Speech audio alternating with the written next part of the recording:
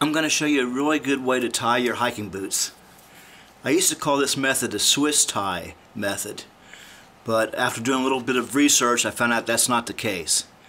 Whatever you call it, I've been tying my boots like this for over 30 years and it seems to do the job. It won't come untied if you do it right. Just lace your boots up the regular way until you get up almost to the top. You got one more loop to go. Just tie the regular way like you're tying your dress shoes, but give it one more twist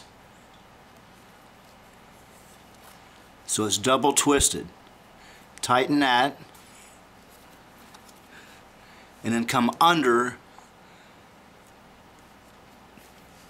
the eye hooks, back around,